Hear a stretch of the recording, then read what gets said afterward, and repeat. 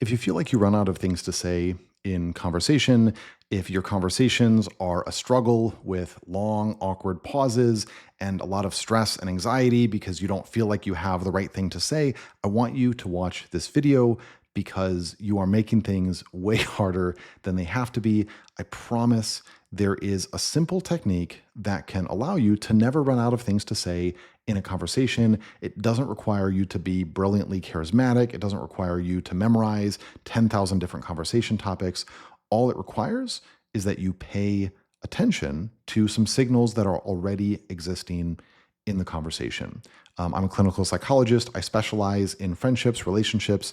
This is a technique that has worked well in my own life. It works in my client's life.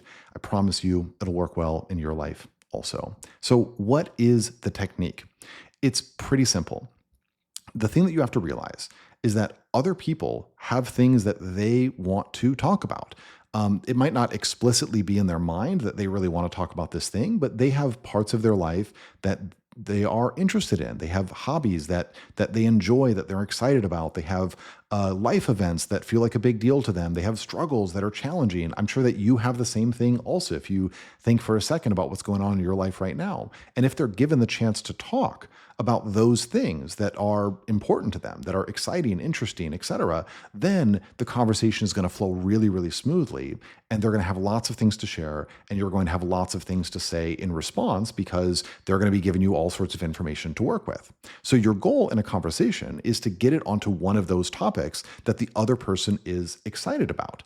And the way that you find that is to look for the signals, because other people, they don't require you to read their mind.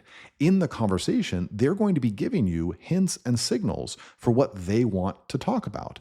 And all you have to do is pick up on those signals and then turn the conversation onto that topic, and then you'll have lots and lots of things to say about it. The way that you find those signals is by asking open-ended questions and seeing what they volunteer in those questions. Because by definition, an open-ended question, you can answer it in all sorts of different ways.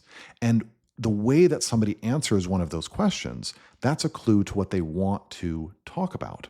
So many small talk kinds of questions are actually great open-ended questions that work well for this purpose. That's part of why they're popular as part of small talk. So for instance, asking somebody, oh, how was your weekend? How's your day going?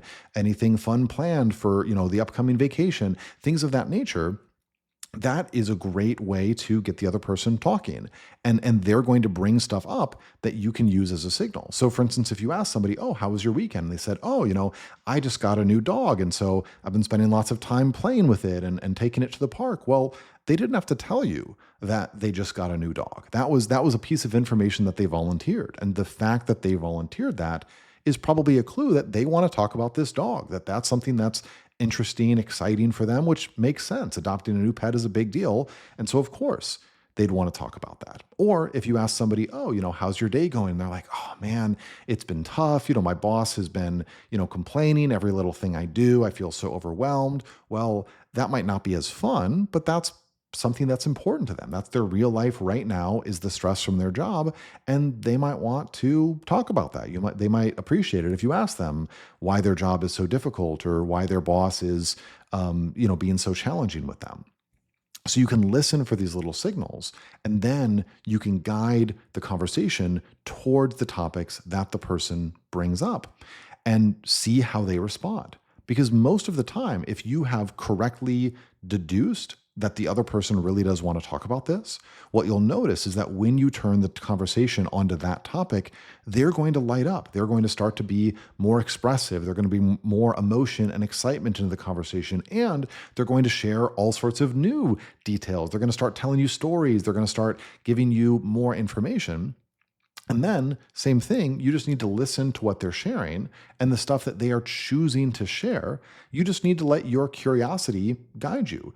Are they bringing up something that seems interesting to you? It's something that you want to learn more about. You just got to ask questions about that. Or are they sharing something that feels, provokes a response in you, that you have a thought about, or reminds you of something in your life? Well, you just have to respond and share that reaction to them. When somebody is on a topic that is genuine for them, where there's genuine energy, excitement, interest behind it, they're going to bring so much more into the conversation, and it's going to be so much easier for you to know what to say because you just have to react to what the other person is bringing. So your job is just to guide it to kind of that wellspring of energy and interest. And then you can kind of ride the wave for as long as the conversation lasts on that topic. If you're struggling a little bit to make the transition, you're like, okay, I think they brought up a topic that I think they want to talk about, but like, do I just say, hey, do you want to talk about your dog? Like, I feel sort of stuck with that. The key thing to keep in mind is that you want to kind of alternate between closed ended questions that get you a little bit of information and then open ended questions that let them tell a story. So, for instance, if somebody says, oh, I'm spending a lot of time with my new dog, you might want to say like, oh, like is this the first, pet that you've owned? That's a closed-ended question. They're only really going to be able to say yes or no. But then once they give you that piece of information, then you can follow up. And let's say they say it's the first pet they own. You could say, oh, what's it like to be a first-time pet owner? Or what made you decide to get a dog for the first time in your life? And then if they said, no, it's not my first pet, then you might say, oh, so, like you must like really love animals. When did that start for you? Something like that. Your key here with these open-ended questions is you're getting the other person to tell you a story and to talk about their experiences. And again, those key questions of what was this like? What made you decide to do this? What's the story here?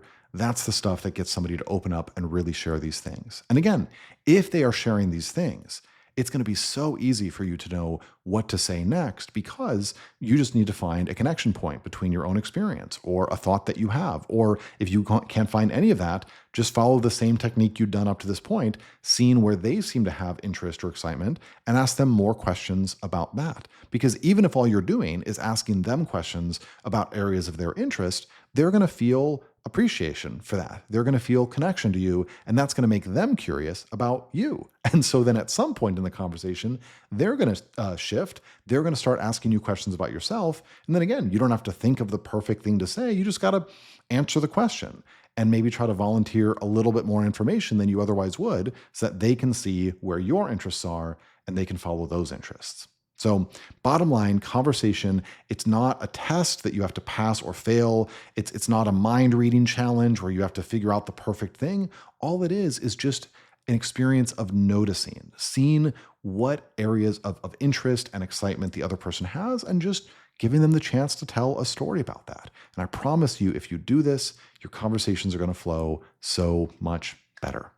So that's all I got for you. Leave a comment. Let me know if that was helpful. Let me know if there's anything else that you want me to talk about more. If you want to apply this technique, but you're like, man, I just feel so much anxiety about this. I just feel so awkward in conversations. I promise you that you're not actually awkward. And if you want to learn what you are instead, watch this video about how awkwardness is not the problem. I don't know where it appears above me, but that's okay. Even though it might feel awkward to point at it, awkward isn't the problem. So it's fine. Anyway, I should stop talking because I've entered into ramble mode. See you all later. I look forward to the next video. Peace.